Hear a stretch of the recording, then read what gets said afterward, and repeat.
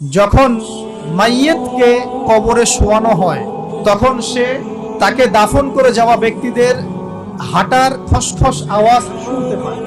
এরপরে তাকে যখন শুইয়ে দেওয়া হয়, সে যদি মুমিন ব্যক্তি হয় তাহলে তার মাথার দিকে তার সালাত এসে দাঁড়িয়ে যায়।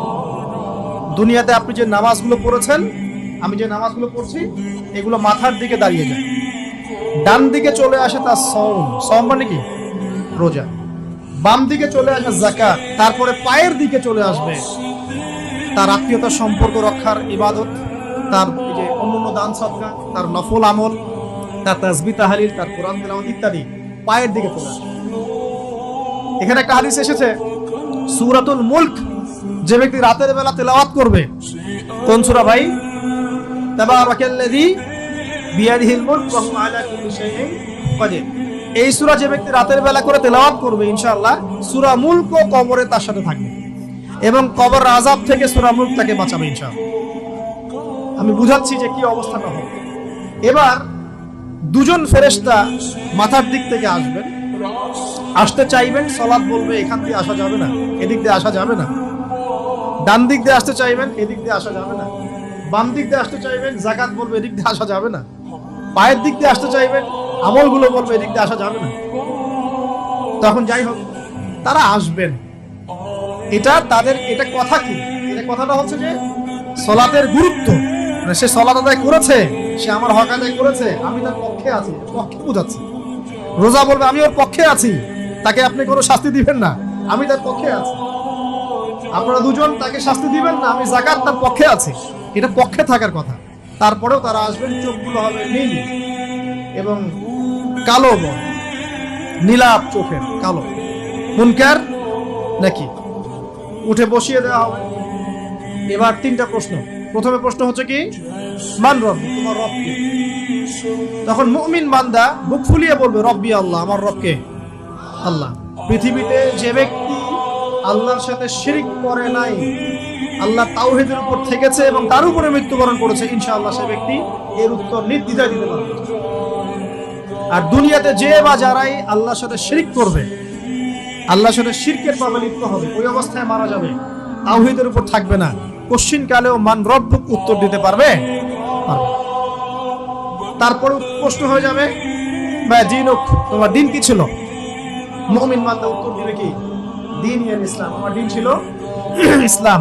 এখানে শুনে রাখেন, পৃথিবীতে যারা ইসলামকে পরিপূর্ণরূপে পালন করবে তারাই এই উত্তর দিতে পারবে ইনশাআল্লাহ। যারা ইসলামকে ঠাট্টা বিদ্রুপের হাসি তামাশার পাত্র বানিয়েছে, মন চাইলে কিছু করি, মন চাইলে কিছু করি না, সহজগুলো একটু আমল করি, বাকি কিছুর আমল ছাড়ি না, হ্যাঁ, নামাজ পড়ি, সুদ ছাড়তে পারি না, ঠিক আছে, বছর বছর উমরা করি, এদিকে ঘুষ দুর্নীতি ছাড়তে পারি না, ইসলামকে ঠাট্টা তামাশার পাত্র বানিয়েছে, এরা কোশ্চিন কালে উত্তর দিতে পারবে না। মা দিন দিনে পরিপূর্ণরূপে ইসলামে প্রবেশ করতে বলেছেন আল্লাহ রাব্বুল আলামিন। যারা পরিপূর্ণরূপে ইসলামে প্রবেশ করবে এবং ইসলামের প্রতিটা মৌলিক বিধান মেনে চলবে, ইনশাআল্লাহ তারা এর উত্তর দিতে পারবে। এরপরে আসবে তৃতীয় প্রশ্ন। নবী সাল্লাল্লাহু আলাইহি ওয়াসাল্লামকে দেখানো হবে। যখন দেখানো হবে তখন সূর্য যখন ডুবে যায়, যে দৃশ্যটা আমরা দেখতে পারি না, ওই দৃশ্যটা ভেসে উঠবে এবং মুমিন বান্দা অস্থির হয়ে যাবে, বলবে আমাকে ছেড়ে দাও, আমি নামাজ পড়বো। সুবহানাল্লাহ। তার কারণ তার কাছে মনে হবে যে আসরের ওয়াক্ত হয়ে গেছে, আসরের ওয়াক্ত হয়ে গেছে, আসরের ওয়াক্ত চলে যাচ্ছে, আমাকে নামাজ পড়তে হবে। চিন্তা করেছেন? ওই যে একটা হাদিস আছে না, যে 7 শ্রেণীর মানুষকে আল্লাহ রাব্বুল আলামিন আরশের ছায়া ছায়া দিবেন, তার মধ্যে এক শ্রেণীর মানুষকে যার অন্তর মসজিদের সাথে ঝুলে থাকে, তার মন মসজিদের সাথে ঝুলে ছিল, এই সূর্য ডুবে গেল বলে আমাকে ছেড়ে দাও, নামাজ পড়তে যাও। তখন ফেরেশতারা বলবেন তোমাকে নামাজ পড়তে দেয়া হবে, তবে তার আগে তুমি এর উত্তর দাও। কি উত্তর? এই ব্যক্তির দিকে তাকাও। তখন নবী সাল্লাল্লাহু আলাইহি ওয়াসাল্লামকে দেখানো হবে, সাল্লাল্লাহু আলাইহি ওয়াসাল্লাম দরুদ পড়বেন। বলা হবে যে এই ব্যক্তির সম্পর্কে তোমার কি ধারণা? মান হাযা রাজুলু বুইসা ফীকুম, এই ব্যক্তি কে, যাকে তোমাদের কাছে পাঠানো হয়েছিল?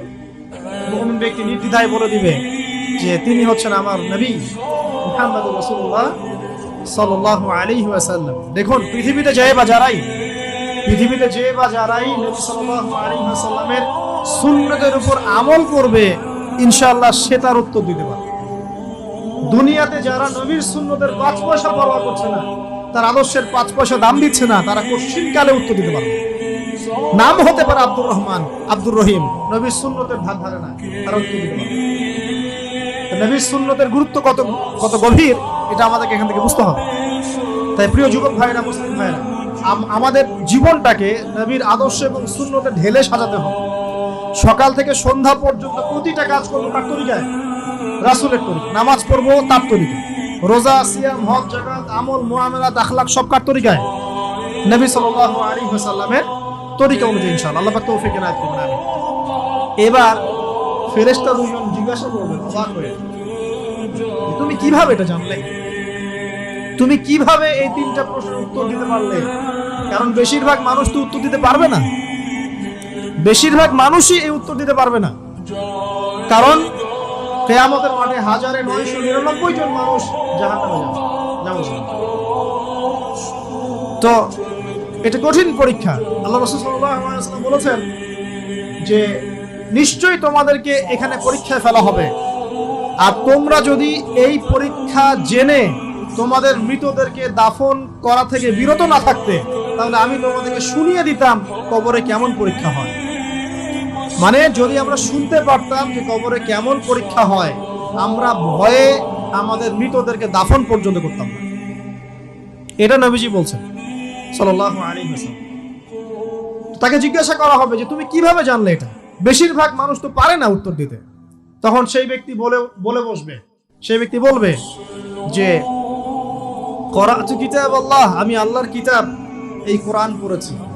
মুমিন বলবে আমি আল্লাহর কোরআন পড়েছি, ফাআমানতু বিহি, আমি এর উপর ঈমান এনেছিলাম, ওয়া সাদ্দাকতু, এবং সত্যায়ন করেছি।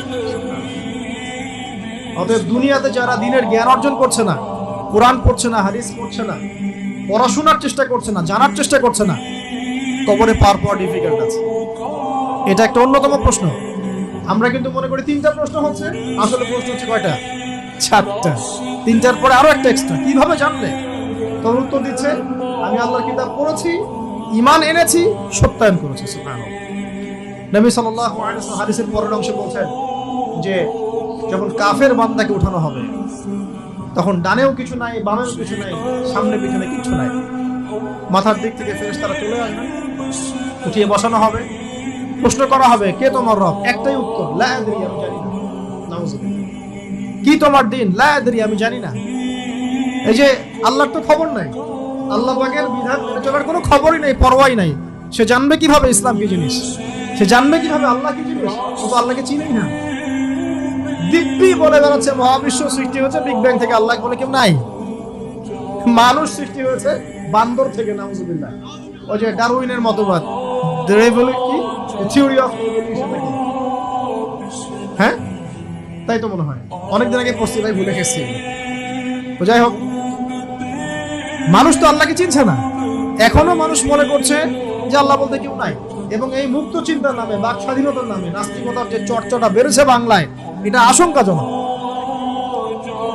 বড় বড় বিশ্ববিদ্যালয় থেকে পড়ে আসছে, অনেক সময় দেখলাম বড় বিশ্ববিদ্যালয়ের প্রফেসর, সে বলছে যে মহাবিশ্ব বিগ ব্যাং থেকে সৃষ্টি হয়েছে, সৃষ্টিকর্তা নাই। তো মুসলিম বিজ্ঞানীর একটা কথা বলতেন যে মানুষ বিজ্ঞান সম্পর্কে অল্প জানলে নাস্তিক হয়ে যায়, আর অনেক গভীর জ্ঞান অর্জন করলে আল্লাহর কাছে আত্মসমর্পণ। খেয়াল করে দেখবেন, ডক্টর, ইঞ্জিনিয়ার যারা বড় বড় লেভেলে চলে গেছেন, অনেক সিনিয়র, তারা কিন্তু বেশিরভাগ নামাজি দেখবেন, নামাজ পড়ে, দান সদকা করে, সমাজ কল্যাণমূলক কাজ করে। তারা কিন্তু রোগীর সেবা করতে গেলেও বলে যে নামাজ পড়িয়েন, রোজা রাখিয়েন, তারা কিন্তু বলে। অনেক ডক্টর আমি দেখেছেন যারা যত বেশি গবেষণা করে তারা তত বেশি আস্তিক হয়ে যায়, আর টুটাফাটা গবেষণা করলে নাস্তিক হয়ে যাবে। কত প্রশ্ন, ইসলামের এটা কেন, ওইটা কেন, ইসলামে বহুবিবাহ কেন, হ্যাঁ ইসলামে কি পর্দার বিধান কেন, তারপর ইসলামে এত রেস্ট্রিকশনস, এত বাইন্ডিংস কেন, হ্যাঁ স্বাধীনতা নাই কেন, কত প্রশ্ন। ইসলামের এগেইনস্টে কত তীর এখন ছোড়া হচ্ছে। তো এই ব্যক্তি কেমন করে উত্তর দিবে যে মাহদিনুক, তোমার দিন কি? আল্লাহর দিকে কত প্রশ্ন ছোড়া হচ্ছে, কত শিরকের পাপ আমরা করছি, অনেক সময় মুসলিম হয়েও শিরকের পাপ করছি। কিভাবে উত্তর দিবে? 3 নাম্বার প্রশ্ন যখন করা হবে, এই ব্যক্তিকে দেখো দেখি, সে বলবে যে আমি জানি না এই ব্যক্তিকে, তবে শুনেছিলাম মানুষের মুখে শুনেছিলাম, মানুষ যা বলতো আমি তাই বলতাম। মানে সে রাসূল সাল্লাল্লাহু আলাইহি ওয়াসাল্লামের নাম শুনেছিল হয়তো না, কিন্তু তার সুন্নত বা আদর্শ কখনো মেনে চলে নাই। অলস। এবার জান্নাতি ব্যক্তি হলে কি হতো? ওই যে সূর্য ডুবছিল যেখানে, তার দৃষ্টির সীমা পর্যন্ত কবরকে প্রশস্ত করে দেয়া হবে এবং জান্নাতের একটা দরজা তার কবরে খুলে দেয়া হবে। এটা কিভাবে করা হবে সেটা আল্লাহ পাক জানেন। এটার ব্যাখ্যা করার জ্ঞান আল্লাহ আমাদেরকে দেন নাই। যেই মানুষের ক্ষুদ্র জ্ঞানে মানুষ ব্যাকটেরিয়া ভাইরাস নিয়ে গবেষণা করতে হিমশিম খেয়ে যায়, সে মহাবিশ্বের স্রষ্টা নিয়ে কিভাবে গবেষণা করবে? আল্লাহ পাকের অসীম জ্ঞানের সামনে আমার জ্ঞান কি? খুবই ক্ষুদ্র। হাদিসে এসেছে বুখারী শরীফের মধ্যে যে একটা মহাসমুদ্রের মধ্যে যদি একটা পাখি এক ফোঁটা পানি উঠিয়ে নিয়ে যায়, ওই এক ফোঁটা পানি হচ্ছে মহাবিশ্বের জ্ঞান, আর বাকি পুরো মহাসাগর হচ্ছে আল্লাহ পাকের জ্ঞান। তো আমরা এই ক্ষুদ্র জ্ঞানের মানুষ হয়ে আল্লাহর জ্ঞানকে কেমন করে পেনিট্রেট করতে পারি? তো আল্লাহ পাক জান্নাতের দরজাগুলো খুলে দিবেন, একটা দরজা খুলে দিবেন, সেখান থেকে বাতাস আসবে, জান্নাতের নাজ নিয়ামত উপভোগ করতে থাকবে এবং তার রূহটাকে সবুজ রঙের পাখির আকৃতিতে জান্নাতে রেখে দেবে। ইল্লিন মানে ওখানে জান্নাতের নিয়ামত সে পাবে। এটাকে বলা হয় দারুল বারজাখ, বারজাখের জীবন। জীবন অনেকগুলো। একটা ছিল রুহের জগৎ। রুহের জগতে আমরা সবাই ছিলাম। শোনেন, রুহের জগতে যার সাথে যার বন্ধুত্ব ভালোবাসা গভীর ছিল, দুনিয়াতে তার সাথে তার ভালোবাসা বেশি। এটা হয়তো জানেন না, জানতেন হাদিসটা? রুহের জগতে যদি কখনো আপনার সাথে আমার দেখা হয়ে থাকে, দুনিয়াতে আপনার সাথে আমার দেখা হবে ইনশাআল্লাহ। রুহের জগতে যদি আপনার আমার মধ্যে ঘনিষ্ঠ ভালোবাসা থেকে থাকে, এখানেও ভালোবাসা হয়ে যাবে ইনশাআল্লাহ। এটা বলে আমি আমার তোমাদের বয়ফ্রেন্ড গার্লফ্রেন্ড ভালোবাসা বলি না, ওই ভালোবাসার কথা বলি। আবার রুহের জগতে বিদ্বেষ, এখানেও দেখবেন বিদ্বেষ। ওটা একটা জগৎ ছিল যেখানে আল্লাহ পাক সমস্ত আদম সন্তানকে সৃষ্টি করে তাদের রূহটাকে রেখেছিলেন এবং ওয়াদা নিয়েছেন। কি ওয়াদা? আল্লাহ পাক বলেছিলেন আলাস্তু বিরাব্বিকুম, সূরা আরাফের 182 নম্বর আয়াত দেখবেন, 182 নম্বর আয়াত। আল্লাহ পাক বলেছিলেন যে আমি ওয়াদা নিয়েছিলাম, আলাস্তু বিরাব্বিকুম, আমি কি তোমাদের রব নই? আমরা সবাই বলেছিলাম বালা ইয়া রাব্বি, অবশ্যই আপনি আমাদের রব। দুনিয়াতে এসে আমরা ভুলে গেছি। এই ভুলে যাওয়াটা মনে করায় দেওয়ার জন্যই আল্লাহ পাক আসমানি কিতাব নাজিল করেন, নবী রাসূল পাঠান, আমাদের কান পর্যন্ত ইসলামের দাওয়াত পৌঁছে দেন, যাতে আমরা মনে করতে পারি। এবার আসেন রুহের জগতের পর আসলাম এই যে দুনিয়ার জগৎ, দারুদ দুনিয়া। দুনিয়ার মধ্যে আছি হয়তো 50, 60, 70, 100 বছর হাইয়েস্ট। এরপর যাবে দারুল বারজাখ, বারজাখের জগৎ। পাপী ব্যক্তি হলে জাহান্নামের দরজা খুলে দেওয়া হবে আর জাহান্নামের সে আযাব ভোগ করতে থাকবে, এবং পুণ্যবান ব্যক্তি হলে জান্নাতের দরজা খুলে দেওয়া হবে এবং এর নাজ নিয়ামত সে ভোগ করতে থাকবে। তখন তাকে বলা হবে এটা জান্নাতের সেই জায়গা যেখানে তুমি থাকবে। এটা দেখার সাথে সাথে, শোনার সাথে সাথে তার যে খুশি উৎফুল্ল তার অনেক বেড়ে যাবে এবং সে কি করবে জানেন? সে পৃথিবীতে ফিরে আসতে চাইবে। সে বলবে আমাকে আমার পরিবার বর্গকে জানাতে দেন, আমাকে আমার পরিবার বর্গকে জানাতে দেন যে আমি ভালো আছি। তখন ফেরেশতারা তাকে বলবেন যে এটা সম্ভব না, তোমার এবং তাদের মাঝে দারুল বারজাখ আছে, তুমি এটা ভেদ করে যেতে পারবে না। তখন তার আত্মাটাকে ইল্লিনে দেওয়া হবে, একটা সবুজ পাখির আকৃতিতে জান্নাতে ঘুরে বেড়াবে ইনশাআল্লাহ। আর যদি জাহান্নামী হয় তাহলে যে বললাম দরজা খুলে যাবে, জাহান্নামের মর্মান্তিক আযাব তার দিকে আসতে থাকবে। কবর সংকুচিত হয়ে আসবে এমন ভাবে যাতে তার বাম পাজর ডান পাজরের ভিতরে এইভাবে ঢুকে যাবে। এবং এই আযাব চলতে থাকবে ইলা ইয়াউমি ইউবআসুন, পুনরুত্থানের দিন পর্যন্ত। এখন এই যে হাদিসটা আপনারা শুনলেন, এই হাদিসটা ব্যক্তিকেন্দ্রিক নয় কি? এখানে তিনটা বিষয় আপনাকে ফোকাস করতে হবে আমাদের। এক, তাওহীদ, আল্লাহ পাকের তাওহীদ। দুই, রিসালাত, রাসূলুল্লাহ সাল্লাল্লাহু আলাইহি ওয়াসাল্লামের রিসালাত, এবং আখিরাত, পরকাল। এই তিনটা বিষয় খুব স্বল্প কথায় বলছি। তাওহীদ কি? আল্লাহ পাকের একত্ববাদ। এক আল্লাহকে আপনি সৃষ্টিকর্তা মানবেন, রিজিক দাতা মানবেন, পালন কর্তা মানবেন, সন্তান দাতা, ভালো মন্দের মালিক, সমস্ত কিছুর মালিক কে? আল্লাহ।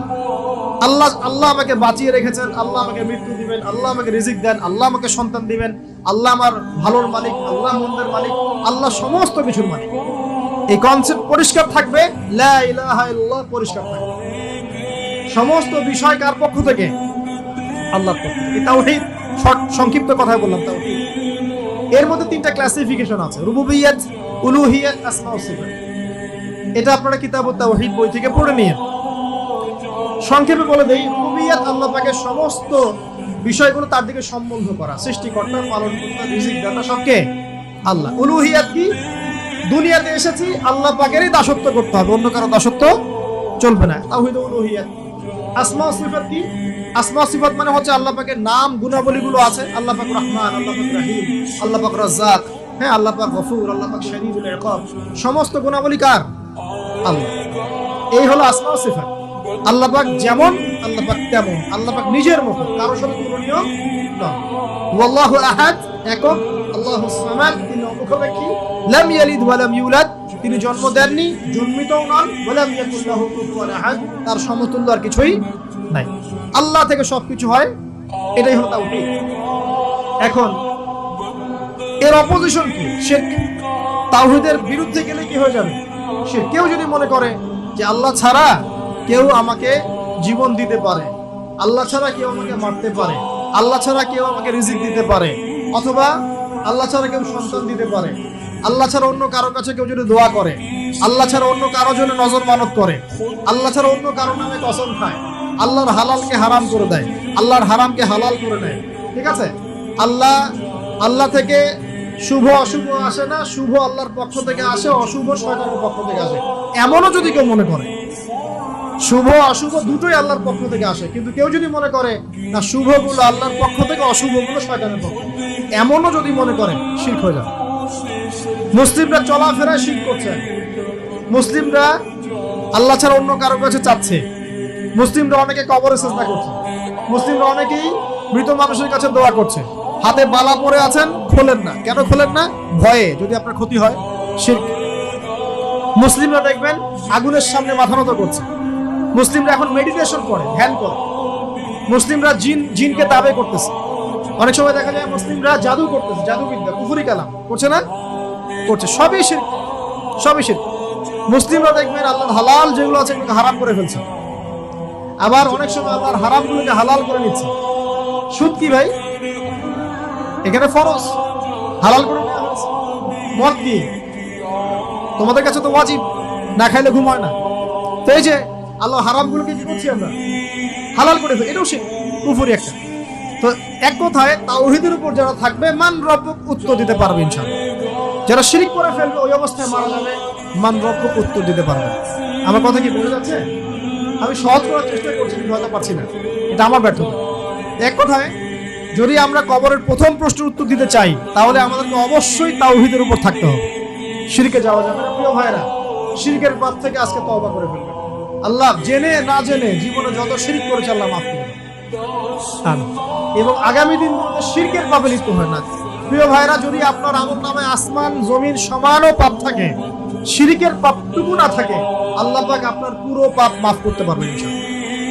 আল্লাহ পাক বলেছেন, মিরাজের রাতে নবী সাল্লাল্লাহু আলাইহি ওয়াসাল্লামকে আরশে আজিমের কাছে উঠিয়ে নিয়ে আল্লাহ পাক 3টা ওহী করেছেন। কয়টা ওহী? একটা ছিল 5 ওয়াক্ত নামাজ, ঠিক আছে? 2টা হচ্ছে, 2 নাম্বার হচ্ছে সূরা বাকারার শেষের 3টা আয়াত, 3 নাম্বার একটা ওয়াদা, একটা প্রতিশ্রুতি। সেটা কি? এ মুহাম্মদ সাল্লাল্লাহু আলাইহি ওয়াসাল্লাম, তোমার উম্মতের মধ্যে কেউ যদি আসমান জমিন সমান পাপ নিয়ে আমার সামনে হাজির হয়, কিন্তু আমার সাথে কাউকে শরীক না করে, শিরক না করে, তাহলে আমি আল্লাহ তার সামনে আসমান জমিন সমান ক্ষমা নিয়ে হাজির হব, মানে মাফ করে দেওয়া হবে ইনশাআল্লাহ। অতএব শিরকের পাপে যায় না, ইনশাআল্লাহ জান্নাতে যাবেন। যে ব্যক্তি মন থেকে একবার লা ইলাহা ইল্লাল্লাহ পড়েছে, সমস্ত বিষয় আল্লাহর দিকে সুপর্দ করে, তার অন্যান্য অনেক পাপ থাকতে পারে, আল্লাহ পাক চাইলে সব পাপ মাফ করতে পারে। অতএব মান রব্বুক উত্তর দিতে চাইলে শিরকের পাপে যাওয়া যাবে? যাবে। আধুনিক শিরকের মধ্যে সবচেয়ে ভয়ঙ্করটা হচ্ছে এটা, যে আমরা আল্লাহর হালালকে হারাম করে নিচ্ছি। দিনই ইলম অর্জন আল্লাহর জন্য, প্রতিটা কাজের করার আগে নিয়ত ফিক্স করবেন, কেন করব? পরকালীন স্বার্থ থাকলে করব, না হলে করব। কেন তুমি টিকটকে যাবা না? কারণ পরকালীন কোনো স্বার্থ নাই। কেন তুমি ফ্রি মিক্সিং অ্যাফেয়ার্সে যাবা না? কারণ পরকালীন কোনো স্বার্থ নাই। কেন মদ খাবা না? পরকালীন কোনো স্বার্থ নাই। কেন মিউজিকে যাচ্ছ না? কারণ পরকালীন কোনো স্বার্থ নাই। কেন তুমি এই যে সুদ খাবা না, কারণ পরকালীন কোনো স্বার্থ নাই। যে কাজে পরকালীন কোনো স্বার্থ নাই সে কাজে কোনো মুমিন মুসলিম নাই।